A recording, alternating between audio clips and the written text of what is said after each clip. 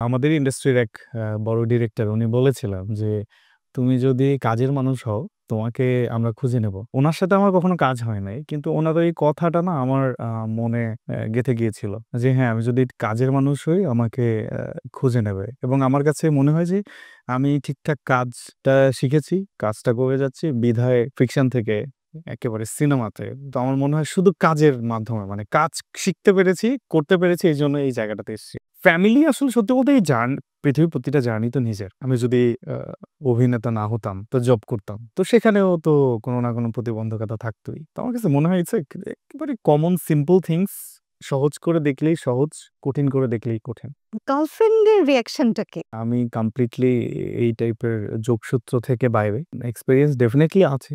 ছিল, হয়তো ভবিষ্যতেও হবে। কিন্তু এই মুহূর্তে আসলে এই অপশনটা বেঁচে গিয়েছি। এই অপশনটা থেকে এখন আমি ফাঁকা। প্রিয়ম তুর্বির সাথে আপনার খুব ইন্টিমেট একটা সিন আছে, যেটা অলরেডি খুব ভাইরাল। এর পেছনের গল্পটা আমরা জানতে চাই। উর্বির সাথে এটা আমার ১ম কাজ। ২-৩ দেখা হয়েছে শুটিং এর আগে। কিন্তু স্ক্রিনে ১ম কাজ। আমি অ্যাজ অ্যান আর্টিস্ট হিসেবে খুবই অ্যাজ ইউজুয়াল রেগুলার যেভাবে কাজ করি সেভাবেই ছিলাম। কিন্তু আমাদের একটা মজার ইনসিডেন্ট আছে। ধরেন উর্বির সাথে আমি শুটিং করেছি অলমোস্ট প্রায় ৮ থেকে ১০ দিন। তো আমরা জানতাম যে আমাদের চরিত্র কি, আমাদের ফ্রেন্ডশিপ হবে, ফোনে কথা হবে, ভিডিও কল হবে। দেন আমরা বিভিন্ন রকম লাভের যে পার্ট গুলো এগুলা স্টেপ বাই স্টেপ যাবো। আশা করেছিলাম যে আমাদের যে ইন্টিমেসির পার্ট বা আমাদের যে রোমান্টিক সিকোয়েন্স গুলো হবে এইটা তো ধরে নিয়েছিলাম যে সিনেমার মাঝামাঝি লেভেলের বা শুটিং এর কয়েকদিন পরে। ১ম দিন উর্বির সাথে ১ম সিকোয়েন্সই ছিল রুম ডেটের। আমি বারবার জিজ্ঞেস করতেছিলাম ডিরেক্টরকে মানে আসলে কি এই সিনটা আজকে হবে? বলে, "আজকে না এখনই হবে।"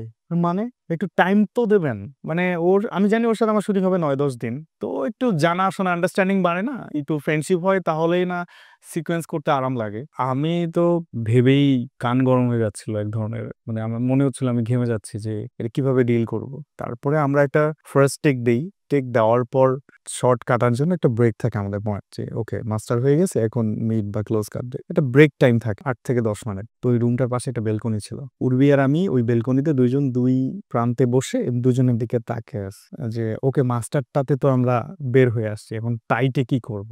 আমি ওকে জিজ্ঞেস করি যে এটা কিভাবে কি হবে?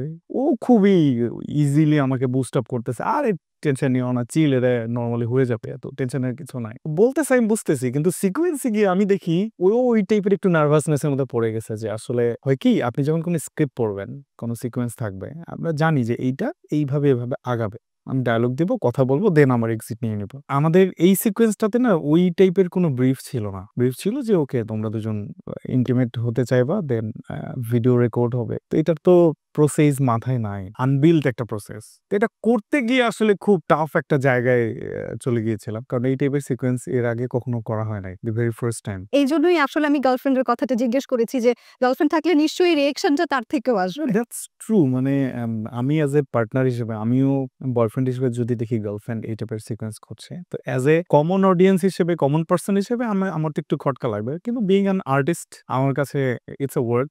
এটা প্রপারলি না করলে বরঞ্চ খারাপ লাগবে। হ্যাঁ।